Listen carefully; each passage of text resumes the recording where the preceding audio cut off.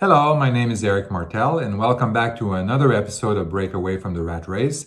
And today I want to talk about why I believe your number one goal should be to achieve financial freedom. If you haven't done that yet, and by financial freedom, I mean that you have sufficient passive income to pay for all your living expenses, plus a little bit extra safety on top of that.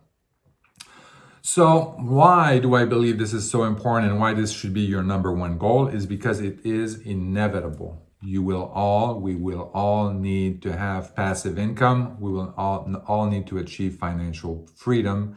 And this is kind of the definition of retirement is once you retire, you need to have that passive income in order to pay for all your expenses and stuff like that because you can't work anymore. And that's it. For years, financial experts, they basically thrown some kind of target savings at us saying, oh, you need to save this much money, and come up with all kinds of different formulas. And there are a number of problems with that, and we can talk about that. But I want to also propose a new approach that I think is more tangible and will make more sense for most people, and will help you motivate you to achieve that passive income target. So let's talk about what the financial experts have been saying. For many years, I've read in articles and stuff like that, you need to have $1 million in saving in order to retire, blah, blah, blah. And then this is, some kind of calculation that they did in order to come up with that amount. More recently, MarketWatch came up with an article and they said that 3 million is the new 1 million. So now you need to save $3 million instead of $1 million in order to retire. We also heard some other factors like 10 times your retirement income. This is how much you need to save. There's also a number of online calculators out there that will gladly tell you how much savings you need to have in order to retire. So I find that there's a few problems with that. And I think that it's not very clear when people are looking at that. The first one is that there are a number of hidden assumptions in these articles. And of course, they have to do that. I'm not blaming them for putting assumptions in there. But there are so many different variables that they need to make some assumptions in order to come up with a number that they can put in their title. That makes it very difficult. But these assumptions need to be kind of like highlighted for the readers so that they know what they're up against. The other thing too is that these targets are they seem very unattainable. They're big targets and they seem so far away sometimes that you say, oh, I'll be fine. And then, this is not necessarily a good way to track your progress towards a target.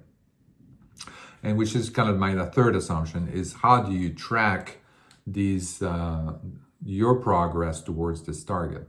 So because things change, the economy changed, the interest rate changed, the inflation changed, all these things, and that impacts often how much you need to save for your retirement. So let's talk about the assumptions first. So why I believe, these are hidden assumptions. There are all a number of hidden assumptions, but the biggest one I think is, one of the biggest one is around the fact that it assumes that your retirement income will come from three sources. Social Security, that's a given. The other one is non-401k employer-sponsored retirement plan. All right, so that would be what we call like defined benefit pension plans. So these are predetermined retirement or pension. So basically, it's based on some kind of percentage of your final salary multiplied by the numbers of years of service, right? So if I made $60,000, my final salary at retirement is $60,000. And then, so most of them would say that it's 2.5% of your final salary. And I've worked there for 20 years, then I will get 2.5% times 20 times my $60,000 in income. So I will be making $30,000 in retirement, in pension at retirement. right? So that's pretty good, and this is calculated. So the company agrees to pay you that amount, and the risk is on the company to make the right investment in order to pay you that pension. Many of these these non-401k pension plans have been on the decline for the last 30 years. And right now, the only one that are still alive are government pension plans and some union workers pension plan that work for large companies like GM or Ford or Alcoa, the big companies like that. So what happens to all these defined benefit pension plans? They have been converted to 401k plans. And but when you do that, that basically changes them into some kind of tax deferred retirement savings. And now the risk of retirement, the retirement risk, I should say, is shifted from the employer now back on the employee. So the employee is now responsible to purchase the pension at retirement based on the savings that they have. So if you don't have an employer pension plan, that means that you need to increase the amount of savings that you need to pay for your retirement pension, right? So that's one of the biggest assumptions there. So you need to cover that gap, basically. The other thing too that is the other assumption that's being made often is that's not always the case, but often they make the assumption that you're gonna need less income at retirement. And I don't want to. I'm used to a certain lifestyle, and I don't want to reduce my lifestyle when I go to retirement. And I think that what's going to happen for most people is they're the same, and I think what's going to happen is that they're going to simply shift their expenses from one category to the next. Yes, they're not going to have to drive to work, but instead they're going to travel to Italy or France or some other places. So they're going to spend money. They're going to spend their money, but they're going to spend it differently because they want to enjoy their retirement at that point. So that's another big assumption. The other big assumption is that now you have this savings. How is that going to make it? How will you convert these savings into a stream of income, passive income? So most of them, because they are normally financial institutions or that deal with the stock market, a lot of them would recommend that you would keep it invested in the stock market, and then you basically sell some shares, a percentage of your assets every year, 4 or 5% of your assets every year, and then that's to pay yourself. So that's fine. As long as the stock market, your portfolio grows faster than 4%, and that your stock market portfolio is able to pay for the fees associated with managing your portfolio and all of that, then you should be fine. Except if there's a downturn in the stock market, there's a correction or something like that, then you need to take the money out, or there's some other issues. And the other assumption is that also that this 4% or 5% that you're going to get out of your portfolio is going to be sufficient to bridge that gap and pay for your retirement income, for your pension. So these are big assumptions. The other ways that they are suggesting that you do it is invest in dividend stock. There are also some discussions about a CD ladder, certificate of deposit ladder, that's basically have different redemption period and stuff like that, and then they basically get some money on a regular basis that you can live off. And of course there's annuities, which is another bunch of assumptions that are associated with that.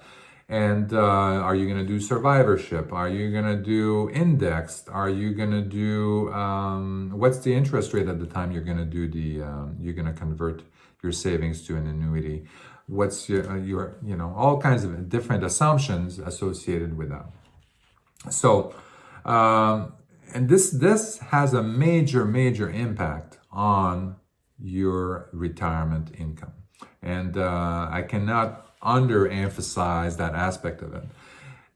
But people are not thinking about how this conversion will happen. And I think this is critical. I think people need to pay attention to how they're planning to use these savings and convert these savings into a stream of income at retirement. But people are leaving that to the last minute. And when that time comes at retirement, when you look at your savings, your options are going to be limited, right? So the other assumptions or the other problems that I see with this target savings approach is that big target. It's a big target, and then when you look at the Economic Policy Institute, they had a study a couple of years ago, and they were saying that the median retirement savings for workers aged between 50 and 55 in the United States, the median retirement saving was how much? $8,000. So imagine you have a target, maybe you don't have maybe it's a $500,000 or $1 million target, and you have $8,000 in retirement savings. So that's going to seem a little unattainable. And you have 10 years now to save $1 million. Well, if I knew that ahead of time, I could have done something. But anyway, so that doesn't make you feel good, and then you feel very discouraged, unattainable target, all of that. So what are you going to do, right? So that's going to be very difficult. Now, finally, what I propose is that you set a monthly passive income target. And in the next video, I will talk about how to calculate that monthly passive income target, and also some ideas about how you can, the type of investments that you can use in order to gradually increase and go towards your passive income target. So the advantage of the passive income target is that the number is not that big, and it's something that you can see your progress every month. So let's say if you want to have at retirement, you want to have $60,000 in or $80,000 in retirement income, then you need to have $5,000 or $6,000 or $7,000 in coming in passive income coming in. That's your target. It's simple, right? So then you start working and you start investing right now today. You start investing into some investment vehicle that I will talk about later on in another video. And then that money, that passive income is going to come into your bank account. It's something that's tangible, and you can see at the beginning it seems a little bit slow, but the more passive income that comes into your bank, the more benefits you will get, and you're going to really see that you're getting closer and closer to your passive income target. If you do very well, you may end up being able to retire earlier than you expected. So this is a little bonus. There's also all kinds of other benefits in doing this approach, depending on what kind of investment vehicle you choose. So that is my recommendation. The next video, I will talk about how to calculate it, give you some ideas about the investments side of things, and let you know kind of how things could go. I hope this was helpful. If you have any comments or questions, feel free to contact me, put a comment below. I would really appreciate if you like my video. It really matters a lot to me. It helps motivate me to do more videos that I'm hoping is helpful to you. And also, I would love if you would subscribe as well. Again, that helps me, and then you get notified when I have a new video that's out there. But I will leave it at that. Thank you very much for watching. I hope you have a wonderful day, and we'll talk to you later. Bye. Thank you for listening to Break Away from the Rat Race with your host, Eric Martel. If you want to share your story and experience with our listeners, please message us on Facebook at Break Away from the Rat Race. Also, please subscribe to our YouTube channel and our podcast on iTunes.